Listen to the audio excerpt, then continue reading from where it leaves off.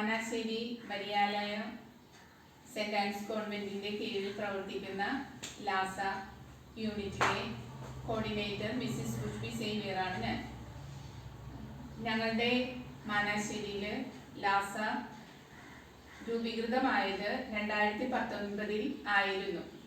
അന്ന് ഞങ്ങൾ 7 അംഗങ്ങളാണ് ഉണ്ടായിരുന്നത്. അതിനുശേഷം ഇപ്പോൾ ഞങ്ങൾ 18 അംഗങ്ങളുണ്ട്. ഞങ്ങൾ ലാസയിൽ വന്നതിന് ശേഷം സെന്റ് ആൻസ് സഭ എന്താണ്, സെന്റ് ആൻസ് സഭയുടെ സ്ഥാപകരാരാണ്, അതിൻ്റെ പ്രവർത്തന രീതി എന്താണ് എന്നെല്ലാം ഞങ്ങൾക്ക് മനസ്സിലായി. ദമ്പതികളായ കാർലോ ജൂലിയയുടെ അവർ സ്ഥാപിച്ചതാണ് സെന്റ് ആൻസ് സഭയെന്നും അവരുടെ ദൈവിക ചൈതന്യം, ദൈവവിശ്വാസത്തിൽ അധിഷ്ഠിതമായ പ്രവർത്തനങ്ങളാണ് സഭയിലൂടെ ലാസ പ്രവർത്തനത്തിലും പ്രവർത്തിച്ചു പോകുന്നത് എന്ന് ഞങ്ങൾക്ക് മനസ്സിലായി. അതിൻ്റെ ചൈതന്യം, അവരുടെ ആ ജീവിത ചരിത്രം ഞങ്ങൾ വായിച്ചറിഞ്ഞു. അതിൽ നിന്ന് എന്നെ സ്വാധീനിച്ചത് ജൂലിയ സെന്റ് അഗസ്റ്റിന്റെ തിരുനാളിനോടനുബന്ധിച്ച് ദിവ്യകാരുണ്യ പ്രദക്ഷിണതയോടുകൂടെ പോകുമ്പോൾ എനിക്ക് കുർബാന വേണ്ട, സൂപ്പ് മതി എന്നുള്ളൊരു ശബ്ദം കേട്ട് ജൂലിയ വളരെ അസ്വസ്ഥയാകുകയും എന്തുകൊണ്ടാണ്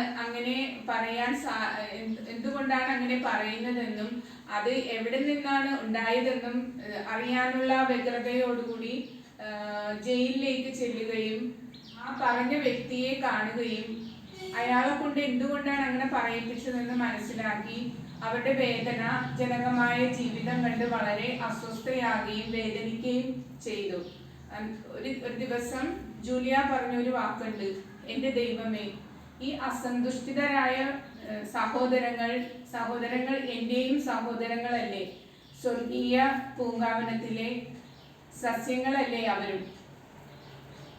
അവർ വിഷമിക്കുന്നത് ഞാനത് കാണുന്നത് കൊണ്ട് എനിക്ക് വളരെ അസ്വസ്ഥതയുണ്ട്. എൻ്റെ ജീവിതം അവർക്ക് എല്ലാവർക്കും വേണ്ടി ഞാൻ ഒഴിഞ്ഞു വെക്കുകയാണ്, അവരുടെ ഉന്നമനത്തിന് വേണ്ടി ഞാൻ പ്രവർത്തിക്കും എന്ന് പറഞ്ഞുകൊണ്ട് സ്വന്തം കൊട്ടാരം പോലും ദരിദ്രരായ മക്കൾക്ക് വേണ്ടി ഒഴിഞ്ഞു വെച്ച് പാവപ്പെട്ടവരെ സ്വീകരിച്ച് അവരുടെ ഭവനത്തിൽ അവർക്ക് ദിവസവും ഭക്ഷണം കൊടുക്കുകയും രോഗികളെ പരിചരിക്കുകയും കാരുണ്യ പ്രവർത്തനം ധാരാളം ചെയ്യുന്ന ആ ഒരു ഇതാണ് ഞങ്ങൾക്കും ലഭിച്ചിരിക്കുന്നത്. ഞങ്ങൾ ആ ഒരു ചൈതന്യം നുകർന്നുകൊണ്ട് ഞങ്ങളുടെ ചുറ്റുപാടുമുള്ള രോഗികളെ പോയി സന്ദർശിക്കുകയും അവരെ ആശ്വസിപ്പിക്കുകയും അവർക്ക് വേണ്ട ചെറിയ ചെറിയ സഹായങ്ങൾ ചെയ്യുകയും അനാഥാലയത്തിൽ പോയി അനാഥാലയത്തിലെ കുട്ടികളെ ഞങ്ങൾ അവരുമായിട്ട് സമയം ചെലവഴിച്ച് അവർക്ക് വേണ്ട സാധനങ്ങളൊക്കെ എന്താണ് അവർക്ക് നിത്യ ഉപയോഗ സാധനങ്ങൾ കൊണ്ടുപോയി കൊടുക്കുകയും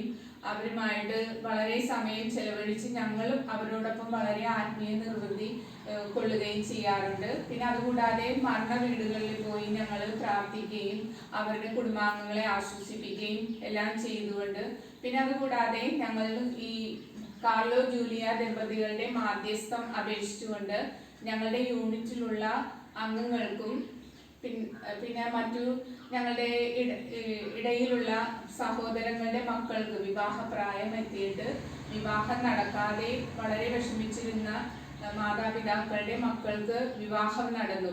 ഞങ്ങളുടെ യൂണിറ്റിലുള്ള ഒരു സഹോദരി പ്രാർത്ഥിച്ചിട്ട് ആ മോനെ വിവാഹം നടന്ന് അത് സാക്ഷ്യവും പറഞ്ഞതായിരുന്നു. അങ്ങനെ പല അത്ഭുതങ്ങളും നടക്കുന്നുണ്ട് ഞങ്ങൾ ഈ മാധ്യസ്ഥം യാചിക്കുന്നത് കൊണ്ട്. ഞങ്ങളുടെ യൂണിറ്റിലുള്ള അംഗങ്ങൾക്ക് ജോലിയില്ലാഞ്ഞിട്ട് ജോലി ലഭിക്കുകയും അങ്ങനെയെല്ലാം കുറേ കാരുണ്യ പ്രവർത്തനങ്ങളും ഞങ്ങൾ ചെയ്യുന്നതിൻ്റെ ഫലമായി ഞങ്ങൾക്ക് വളരെ ഏറെ നന്മകൾ ലഭിക്കുന്നുണ്ട്. ഇത് പിന്തുടർന്നുകൊണ്ട് സെന്റ് ആൻസ് സഭയിലെ സിസ്റ്റേഴ്സിനൊപ്പം ഞങ്ങൾ കാർലോ ജൂലിയയുടെ ആ ചൈതന്യം ദൈവത്തിൽ വിശ്വസിച്ച് പ്രാർത്ഥനാപൂർവം മുന്നേറുവാൻ ഞങ്ങൾ ആഗ്രഹിക്കുന്നു. Thank you.